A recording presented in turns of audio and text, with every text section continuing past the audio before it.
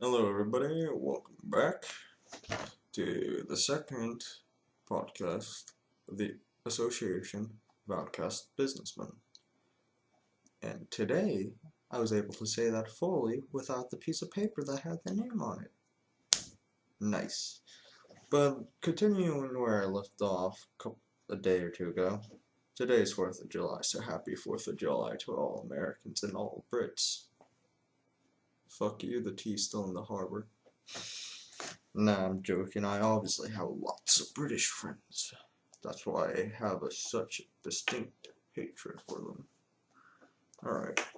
So, we'll be continuing off where I said, because I said if we got 5 likes, I would go to mystical states, and we got 5 likes. So, I'm a man of my word.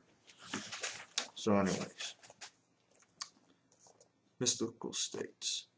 One of the most compelling factors fueling my decision to make a career of psychedelic research was the similarity between high-dose psychedelic experiences and mystical experiences.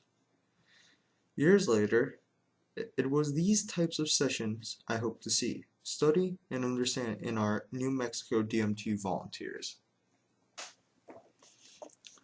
The debate regarding the spiritual relevance of the psychedelic experience has raged on for as long as people have used these chemicals for their profound psychological effects. For example, books such as The Varieties of Psychedelic Experiences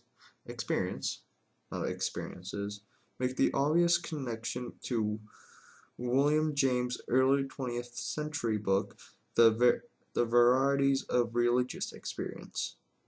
Recently, ethnologies and the future of religion continue a ah, long controversial tradition of recommending that any deep spiritual practice includes psychedelic sacraments. Well, that is Paul.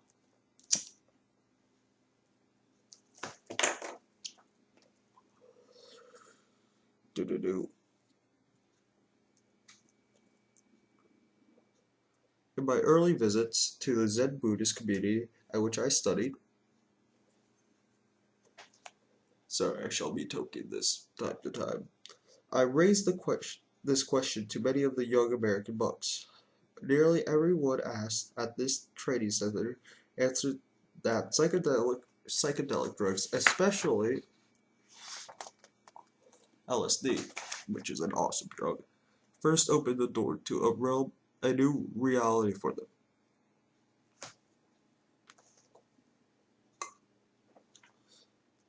It was the pursuit of stabilizing, strengthening, and broadening their initial psychedelic flash that led to the discipline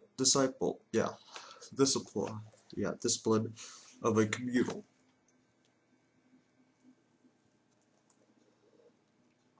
meditation-based ascetic life. Naturally, I wonder if psychedelic drugs could speed up and simplify attainment of sublime states of mind free of the side effects of institutionalized practice.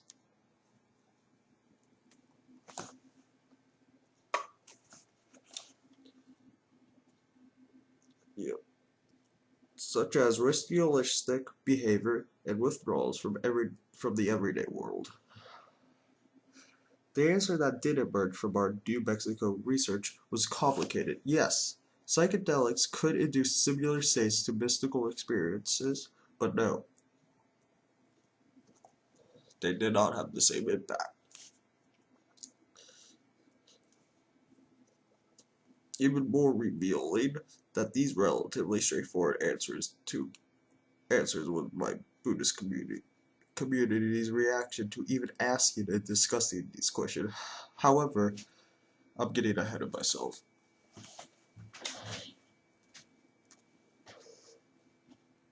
In order to establish the close similarities between spiritual experiences and what is possible with the spirit molecule, I first review briefly the features of a mystical experience.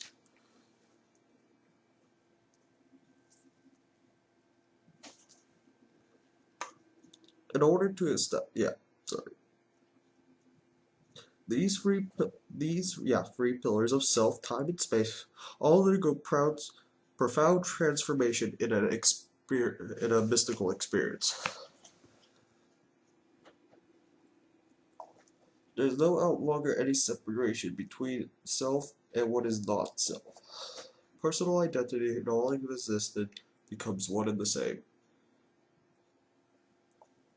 In fact, there is no personal identity that we can understand at the most basic level, underlying the unity and interdependence of all existence.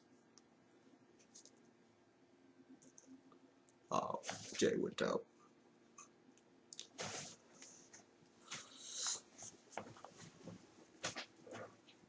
Yeah.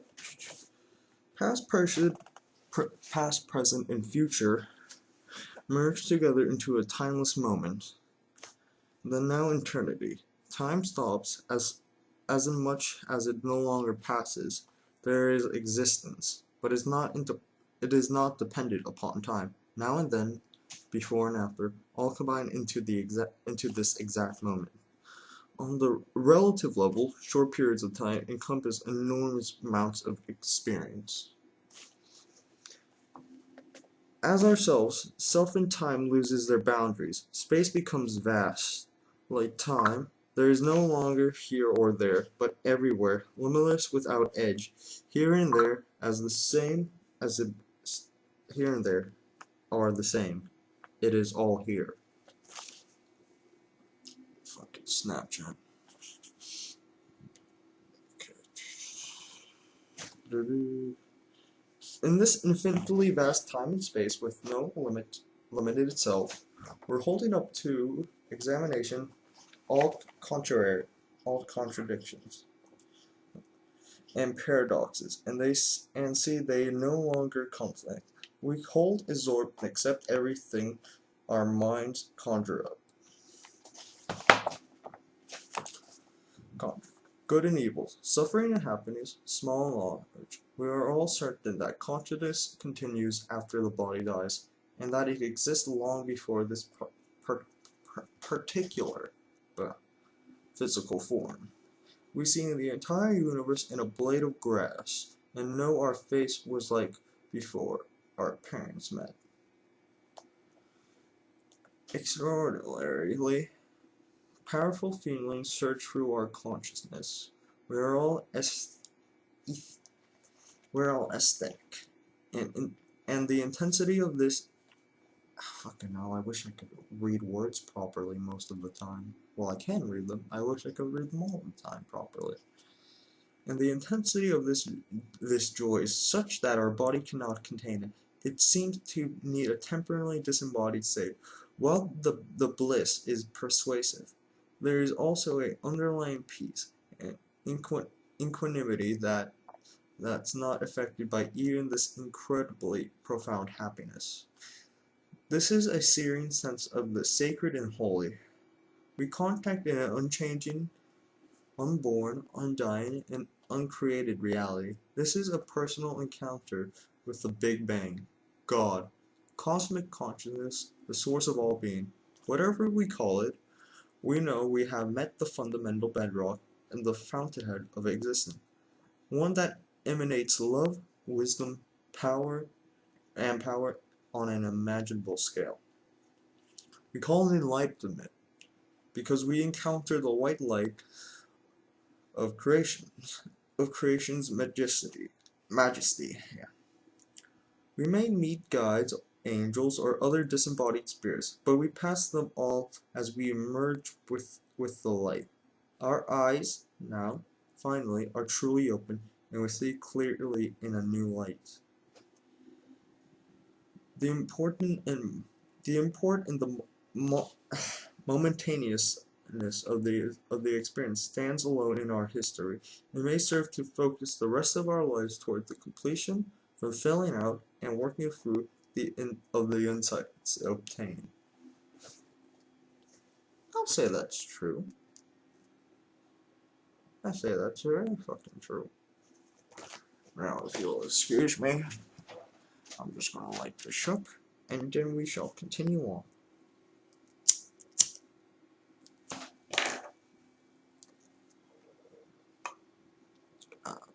Thank you.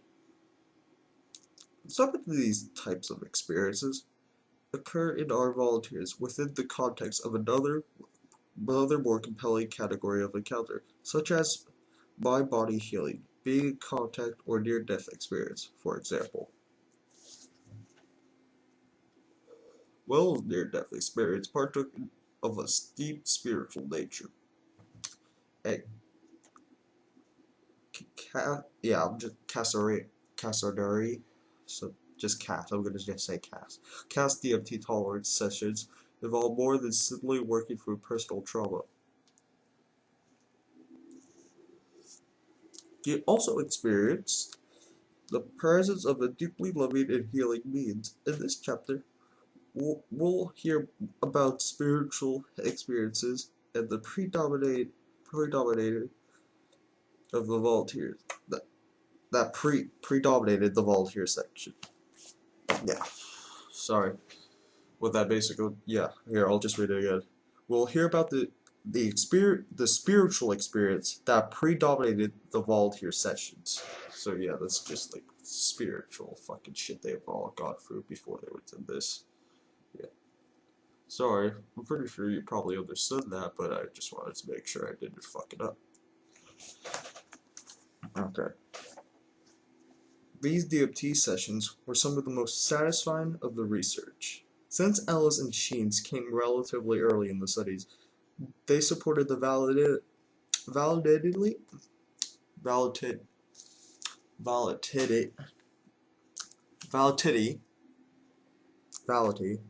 and importance of studying the spirit molecule's more sublime properties. Jesus Christ. I can't say valid with I-I-T-Y on the end. Fucking hell. You can tell I was the slow one in class. By the time Cleo's spiritual experience took place, I had already begun the process of leaving the university. Therefore, I cast a somewhat less idealistic eye on her sessions. Nevertheless, if anyone's encounters with DMT had been as rewarding as hers, there would have been less reason to the research than I did. Supervising these sessions was relatively easy, at least at first. I knew the territory based upon training, study, and experience. These difficulties emerged in the interception of these effects, in my sense of importance, in my sense of their importance.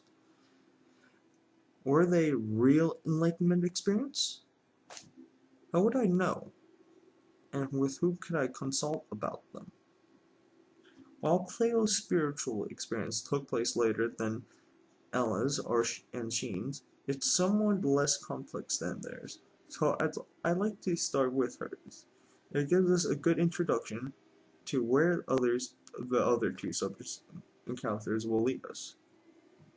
Cleo was 40 years old when she started our study. She was legally blind due to a genetic eye disorder. Nevertheless, she had persevered. She had persevered, yeah, having earned an academic degree in massage therapy certification. She now had enrolled in a master's program in counseling. Red-haired, petite, and with a feisty spirit, Cleo was born into a Jewish family, but began later practicing nature-oriented rituals within the Wiccan faith. Once whilst on LSD, Cleo saw a past life experience, in which she had burnt at the stake for being a witch. Her father had molested her sexually when she was a child, memories of which emerged for the first time during a recent psychobellin mushroom trip. Yeah, psychobellin mushroom trip. Curiously, Cleo had suffered from a phobia to snow as a child, hyperventilating and vomiting whenever she was out in it. She no longer was troubled by this irrational fear, having worked through it on psychobellin. several years before. Someone just went past me, if you were wondering what that sound was in the background. Yeah, well, yeah, you can see my scar here. Oh well, who cares?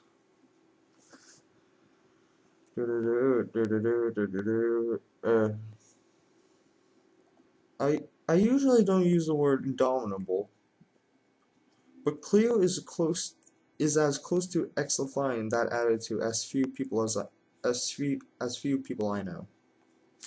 Her reasons for volunteering reflected on her pioneering, altruistic spirit. I am curious.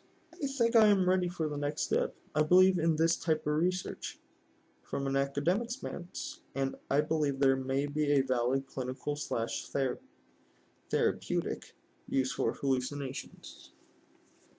When I met Cleo in room 531, the afternoon of her screening low dose, she was drawing tarot cards from her deck. The ones that she picked were butterflies and the voiders, optimistic themes.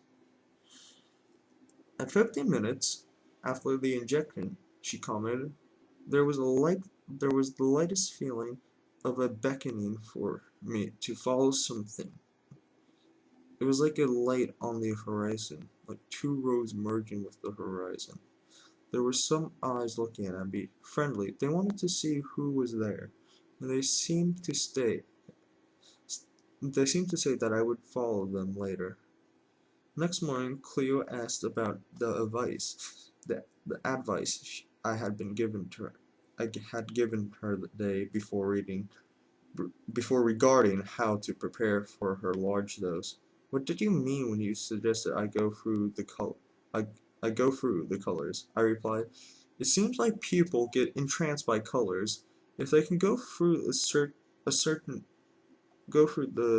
that their colors seem to represent, there often is more information and feeling than just the colors themselves. At 19 minutes after her high dose of DMT injection, it started snowing outside. I recall Cleo's old phobia to snowflakes. Lawrence rose from her seat and turned up the thermostat. Rick, I can see why you became a psychiatrist. Why? To give this to people. I told her she was right, Chad. I had the expectation that I would be going out, but I went into every cell in my body. It was amazing. It wasn't just my body, themselves. It's all connected. Oh, that's what I did, okay? She laughed about her inarticulatiousness. By 30 minutes, she spoke more clearly. I felt the DMT go in, and it burned in my veins. It was hard to breathe into it. Then the patterns began. I said to myself, let me go through you. At that point it opened. I was very much somewhere else. I believe it was at that point I went out into the universe, being dancing with it, out into the universal being, dancing with a star system. Sorry for fucking tripping on that. I asked myself, why am I doing this to myself? And then there was, this is what you've always been searching for. This is what all you have. This is what all has. This is what you all. This is what all of you has always been searching for. Fucking, I'm so sorry. But please, let me spark up this joint so I have even more trouble breathing because I'm high.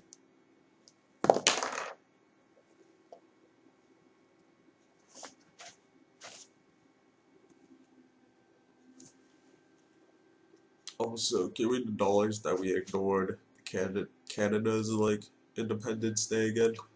That's just Pollock. I like how we always ignore them. Canadian cuckolds versus American Chad.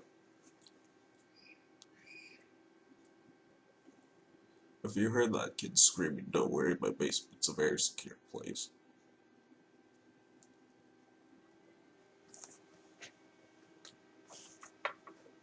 No doubt my PC's chunky because it's from like 2002. There was a movement of color. The colors were words. I heard what the colors were saying to me. I was trying to look out, but they were saying, go in. I was looking for God's outside. They said, God is in every cell of your body. I was feeling it, totally up to it, and I kept opening it up to it more. And it just took me in. And I just took it in. Colors kept telling me things, but they were telling me things, so I not only heard what they were saying, but also felt it in myself. I say felt, but it was like no other felt. Out. More like a knowing that was happening in my cells, that God is in everything, and that we are all connected, and that God dances in every cell of life, and that every cell of life dances in God. In a letter she sent several days later, Cleo wrote, I am changed. I will never be the same. To simply say this almost seems to lessen the experience. I don't think that anyone hearing or reading this can truly grasp what I felt, and can really understand it deeply and complexly and completely. The euphoria goes on into eternity, and I am a part of that eternity.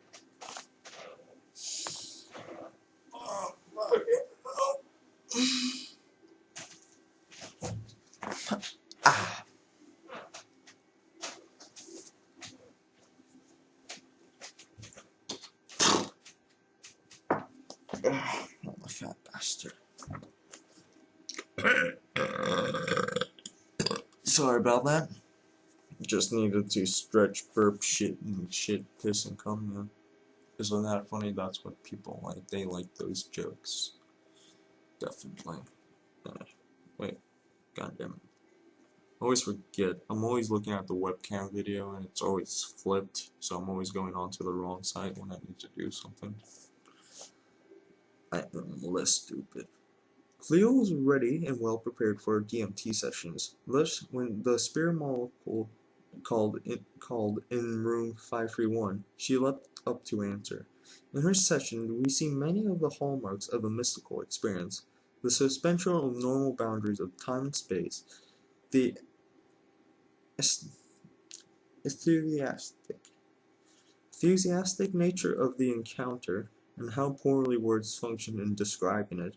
She experienced a certainty of her own divine nature, and that all her questions were answered in these brief but intensely felt moments.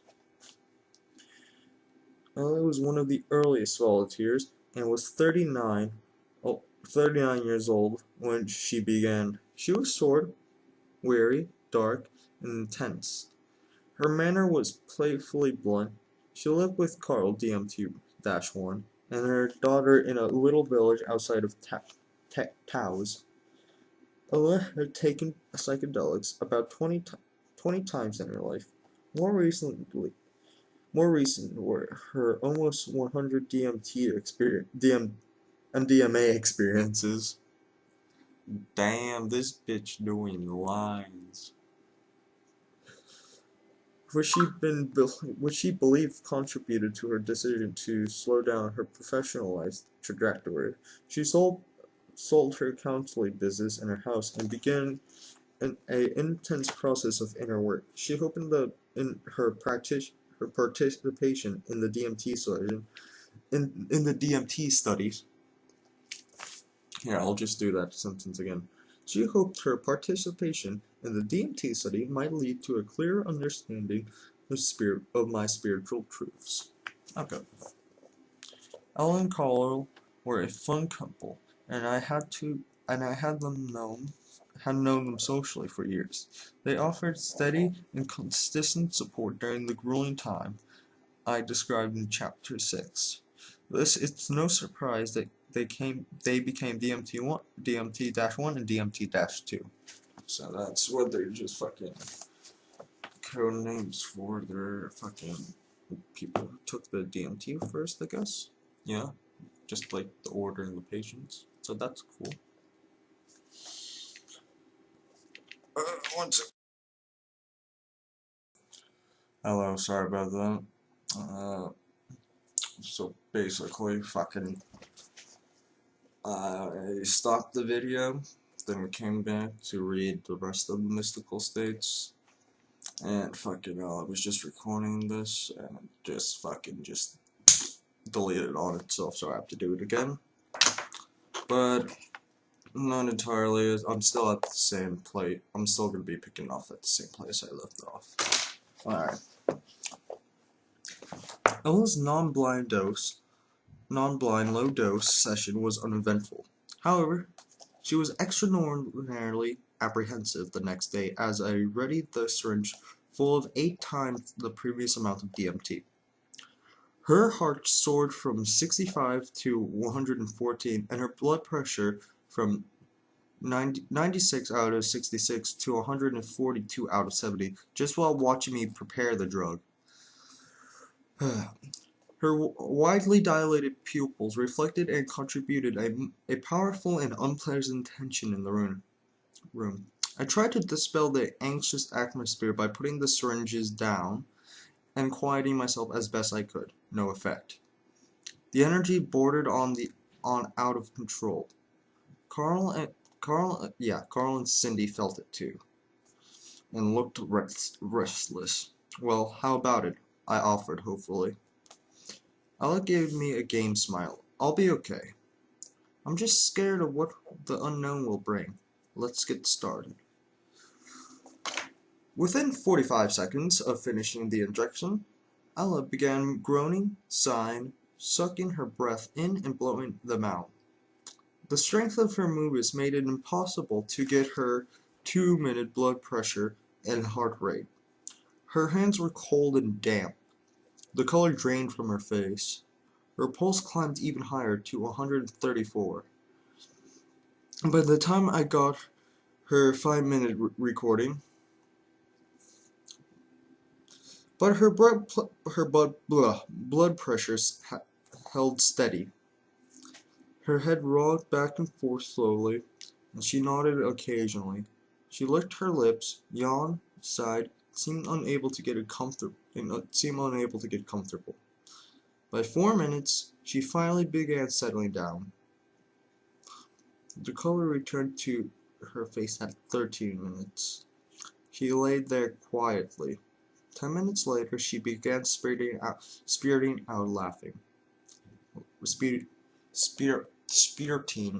laughter, which grew to an uproarious level. She began to talk excitedly at 30 minutes. While I took notes, the report she wrote the next day does a better job of capturing what she experienced than my shorthand. Alright, I thought I need to crack my neck, but no. Stupid ass chair. Okay. Comb.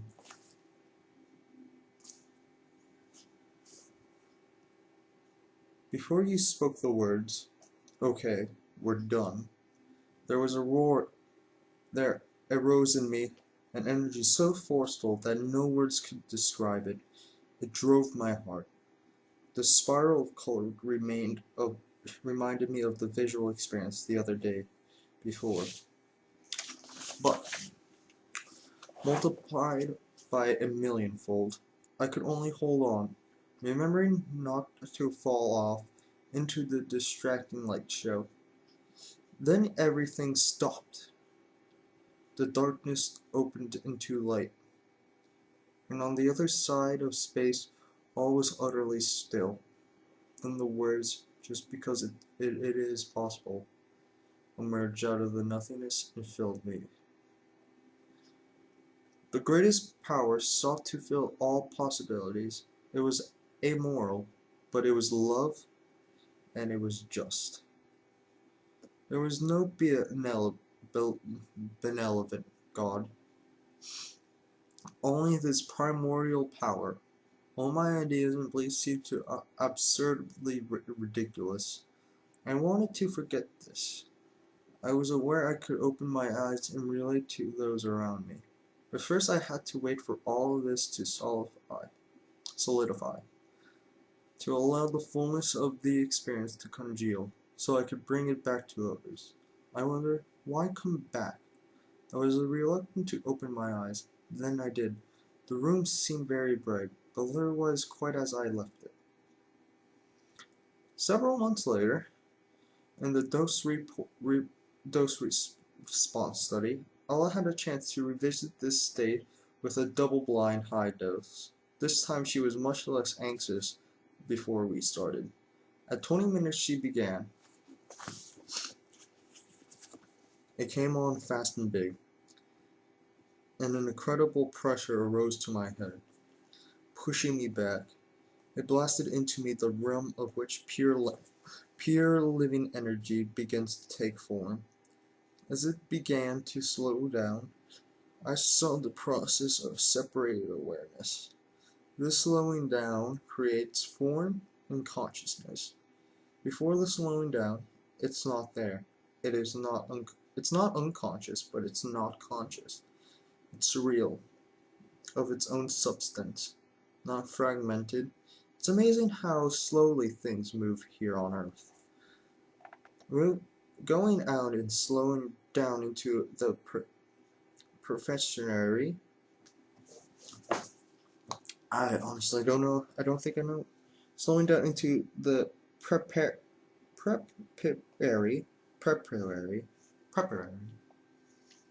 I don't know if that's a word, but I'm just gonna guess it is.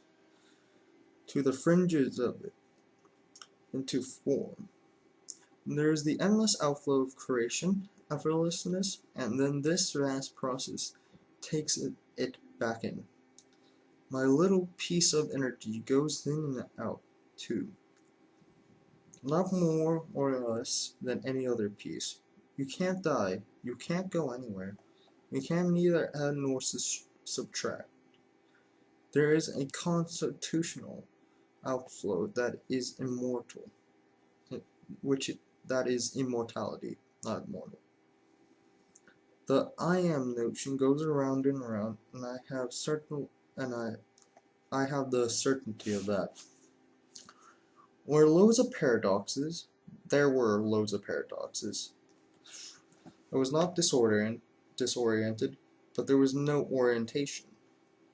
I didn't know who I was, but there was nothing to know who or where it was. I didn't have to wonder what to do next. There are no empty spaces. Were all filled up. Ella's described the essence of her encounter as amoral. Her joy and wonders suggested she found it anything but cold or lifeless. Rather, it was love. She was so happy there she considered not coming back. She understood the cycle of birth and rebirth, and the resulting personal certainty of immortality.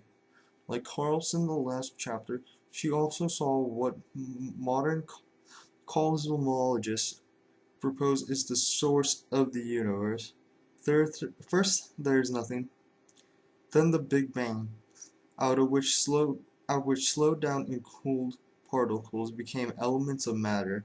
From matter comes our own separation, bodies and minds. Yeah. Man, I'm just so tired. I've ate so much. Sorry, I probably shouldn't have eaten. Had a joint or two. But if you stay with me, we should be nearing the end. Yes. Sheen's story is remarkable for its combination of features. His sessions partake of the unseen worlds and entities contact, and entity contact, as well as mystical states. However, his enlightenment experience is the climax for which the other types of effects have paved the way. 38 years old at the time we began working together, Shane received more DMT than any other volunteer. I wonder why. He participated in every double-blind, placebo-controlled experiment, as well as the pilot study in which we determined the best dosage of DMT to use in combination with prenolol and cryohepatidine. Huh. Well, that's interesting. 1 second. I'll just show it up to the camera so you guys can see. 1 second.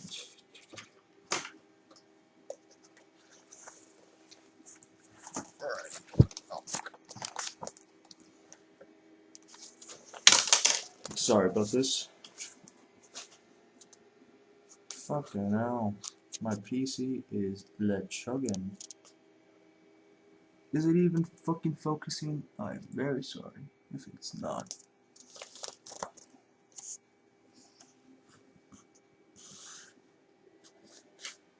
Ah. Please focus. Please focus. Fucking hell. Sorry about that. I thought it would be focused more. That goes to show how shit my equipment is. Yeah, just for anybody who wants to fucking type these in, the first drug is called well, it's spelled P-I-N-D-O, yeah, D-O-L-O-L. And the second one, CYP-ROHEPTADI-N-E. Okay, I'm gonna continue off. He also came in for the DMT egg study and the several psilocybin sessions in the preliminary work in which that compound, sandy hair, fair skin, of medium height and build, was mild-mannered and low-key in the extreme. Only after spending some time with him did you appreciate Sheen's solid character, keen and searching intellect, and wary sense of humor. He was a lawyer at a major Albuquerque.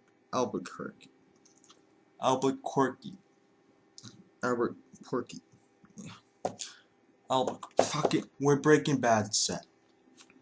Firm.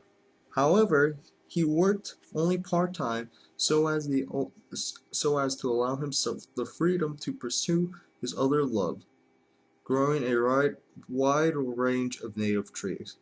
He previously had taken LSD about 35 times, and psilocybin and masculinity once or twice each.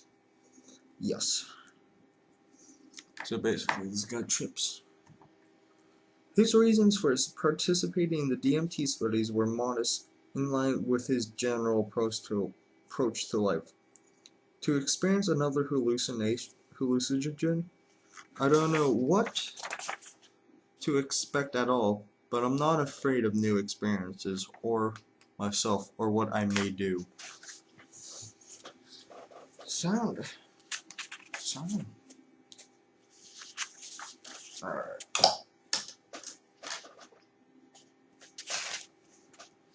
So, I'm going to finish this page, 242, then I'm going to just do a cut, and then I'll come back, so it'll be split into 3 parts again. I hope that is satisfactory. It doesn't piss anyone off. Okay. Sheen's non-blind low dose of DMT went well, but the high dose the next day was an aberration. The IV line had worked itself loose, and I inadequately injected the drug under his skin rather into his vein. We suspected this, but not certain until he was well into the full double-blind dose response study. He got a much higher on several of these doses than what we thought was his first large dose. The effects of his initial non-blind 0.2 mg, over kilogram dose were quite low to develop, and not much more than those of his low dose the day before. The ejection did feel odd as I gave it, but it did not fully dawn on me that I missed his vein. I didn't think to repeat it. Maybe he was one of those people that I anticipated might have a little reaction to the drug. During one of the double-blind study days, Sheen received what turned out to be a 0.2 mg because of his reaction to this unknown substance. I started thinking that indeed there must have been a problem that first high dose. He thought so too. I'll bet this is the high dose, and that I didn't get the high dose last time. I've never been so high. The grain in the door just opened up. Sheen participated early enough in the studies that we hadn't begun using the eye shades regularly, and at first he liked keeping his eyes open. This gave me the opportunity to help him think more deeply about the DMT visuals and sometimes distracting nature. I wonder if you could focus on that space within the grains of wood, rather than the grain itself. Might go further once you're more familiar with what happens on DMT. The visions in the display are not all that there is. I was just at the edge of losing it. I had no sense of what you two were doing, just that you were around. I was glad I knew you both. I would have been self-conscious if you were strangers. His comments about being comfortable with us also speaks to the crucial but rarely discussed variable of the relationship existing among those who give and take psychedelic drugs. Comfort with the sitters allows for letting go. Anxiety or mistrust creates the opposite. Alright, I shall be back, and I shall finish this off on the top of page 243. I'll see you guys in a bit. BB. Well, I'm not gonna say BB. BB? BB? BB? BB?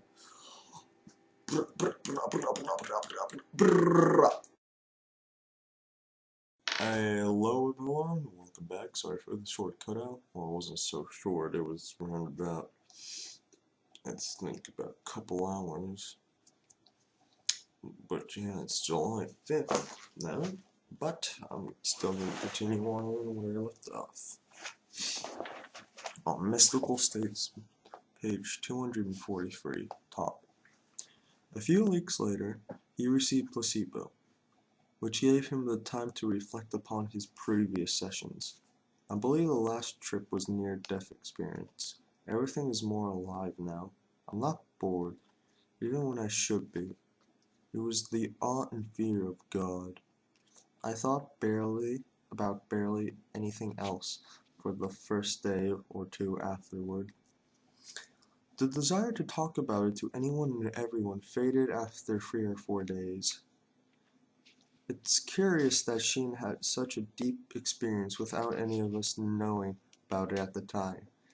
It reminded me to remain alert to how different people were in their comfort and ability to discuss the context of their sessions, especially right after they occurred.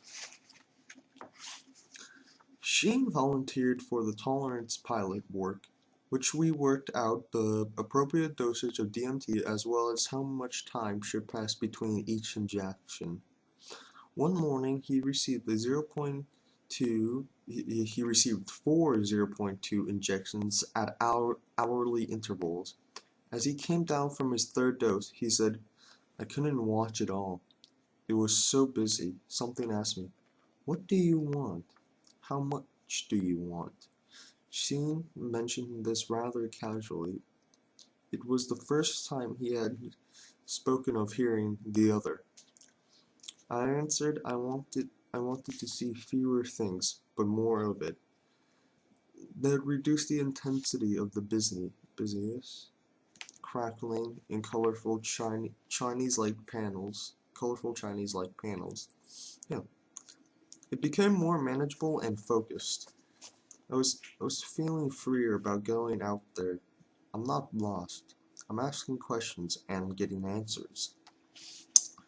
Sheen then came in for the 0.3 mg over kilogram doses at 1 hour intervals. He had an extraordinarily moving day. While my bedside notes capture much of his section, the letter Sheen later sent to me does an even better job. The first session was a lot of fun. I felt myself lifting off the bed 3 or 4 feet. The visions rapidly developed into an almost sparkling electric blue-green light pattern. I asked, "Why are you here again?" No answer. So I watched a low-lying city on a flat plain on the far horizon mutate through a variety of colors and hues, with many ill-defined things floating in the air above the city. Then I noticed a middle-aged female with a pointed nose and a light greenish skin sitting off to my right, watching this change in city with me. She had her right hand on a dial that seemed to control the pandemonium. Yeah, pandemonium we were watching. Pandemonium. Yeah, it's pandemonium we were watching. She turned slightly towards me and asked, "What else would you like?" I answered telepathically, "Well, what else have you got? I have no idea what you can do." Then she stood up, walked up to my right forehead, touched it and warmed it up, and then used a sharp object to open up a panel into my right temple, releasing a tremendous amount of pressure. This made me feel much better than I felt before, even though I realized I felt fine in the first place. Sheen's second dose was difficult because a loud vacuum cleaner passed by the room and a garbage truck screeched terribly outside the window. Temporarily confused and anxious, he regrouped but could do little else with the session, yeah. Dose free. For the first time ever, I went into a black state before the DMT injection. I had no thoughts, no hopes, no fear, no expectations. The trip started with an electrical tingling in my body, and quickly the visual hallucinations arrived. Then I noticed 5 or 6 figures walking rapidly alongside me. They felt like helpers, fellow travelers. A humanoid male figure turned towards me, threw his right arm up toward the patchwork of bright colors, and asked me, "How about this?" The kaleidoscope patterns immediately became brighter and moved more rapidly. A second and third one asked me the same thing. At that point, I decided to go further, deeper. I immediately saw a bright yellow white light directly in front of me. I chose to open it. I was consumed by it, and became a part of it. There were no distinctions, no figures or lines, shadows or outlines. There was no body or anything inside or out. I was devoid of self, of thought, of time, of space, of sense of separateness and or ego, or of anything but the white light. There was no symbol in my language that can begin to describe the sense of pure being, oneness and ecstasy. There was a great sense of stillness and ecstasy. I have no idea how long I was in this confluxion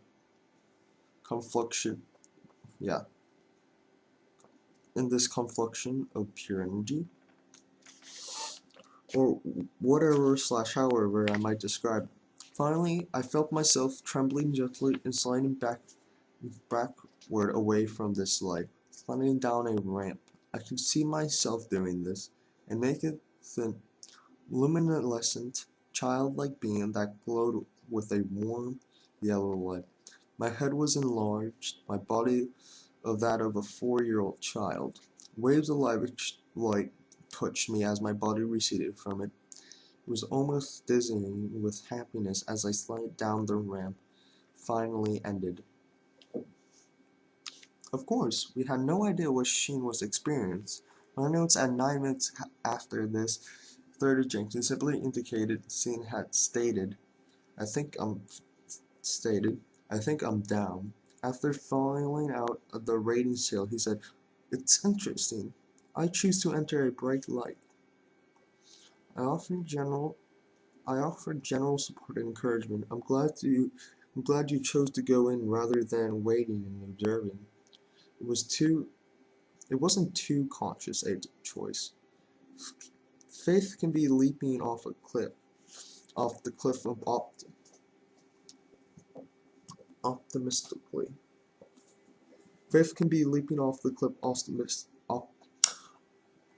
optimistically. Fucking hell. I said it again, but fucking. Just wanted to make sure I said it right. It wasn't that scary. He paused and smiled.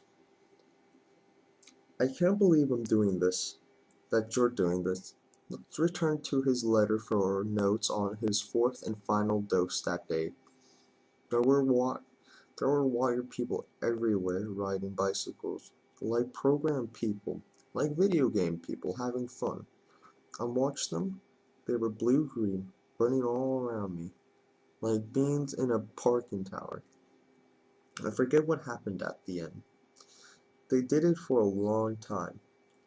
I kept wondering if anything else would happen. Slowly the trip ended, but I can't remember how. The morning was almost over. Sheen's face was pale as he removed his eye shades.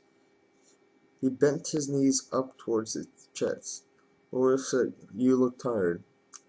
"No, I'm not tired. I just feel fuzzy." He looked around the room and at us inside. What a day. Fucking hell, man. Man's getting fucking head up. Alright, this is the last page of Mystical States. Page 246. So I will end this, and I'll end this page, and that will be the fucking where we stop off for now. But if you're interested in me continuing this, so like fucking 6 likes, we were able to pass 5 likes last time, which is amazing by my account. I didn't know like people in the double digits would even fucking come up and show up. But the next part is Pain and Fear. If you want to read that, well, want me to read that. Or I can go on to different parts. 1 second. Just saving the page. So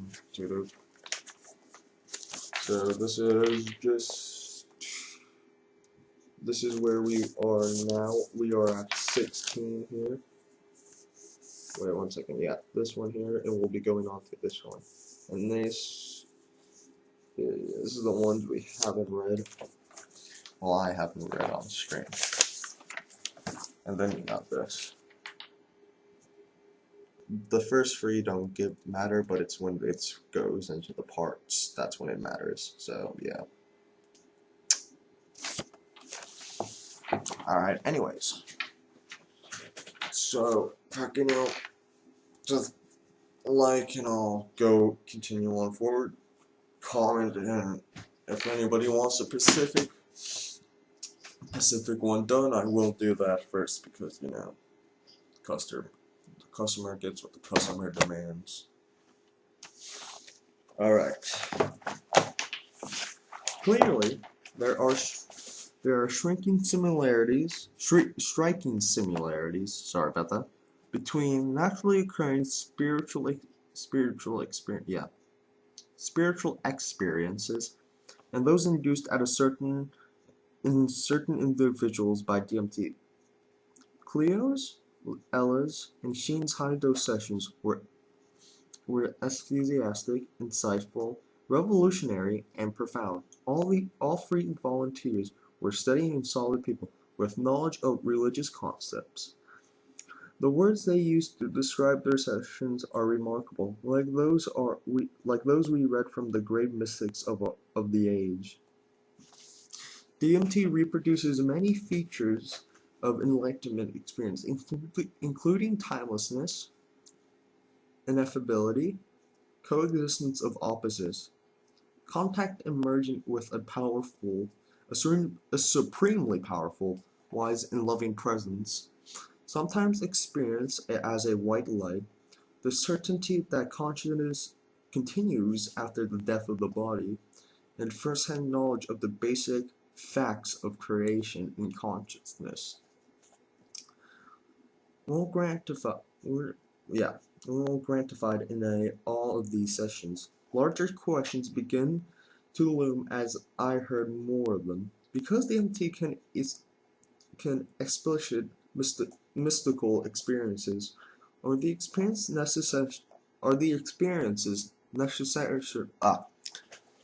essentially beneficial? Are these fucking trips beneficial? That's basically. Or put another way, do they have a spiritual effect in those who have undergone them?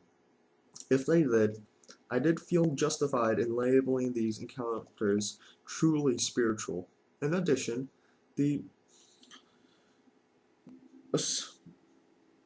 fucking hell. Brain just said fuck work. Preacher man said fuck off. The fucking occasional negative effects of DMT might be easier to accept in the presence of a real transformational experience in others. These thoughts led to two separate clinical issues: adverse effects from and long-term benefits wrought by encounters with the spirit molecule. In order to begin looking at the overall balancing, let's turn to the dark side of DMT. And so, that's where we leave it off. Real interesting thing that people would probably not know, that I might have someone in my bloodline who's made this stuff before. I haven't met them, but I do know them personally. So, just to show you that's the end. Sorry, 1 second. Dark side of DMT. Now it seems a little fuzzy on this, but trust me, I'm not cucking you out of a full chapter. I've already done it. Well, anyways, that was the Association of Outcast Businessmen. Thanks for watching, and hopefully next time I might even bring one of my friends on into the show to help discuss and actually liven this up, so it's not just me and my Banny head. Banny. But yes, Thank you all very much for watching this, and I hope this has been informative and insightful to your present state of mind. Anyways, I am Tokush, and I shall see you later. Or, if you would like to call me just by my channel name, Doja Bro. So, bye bye. Love you.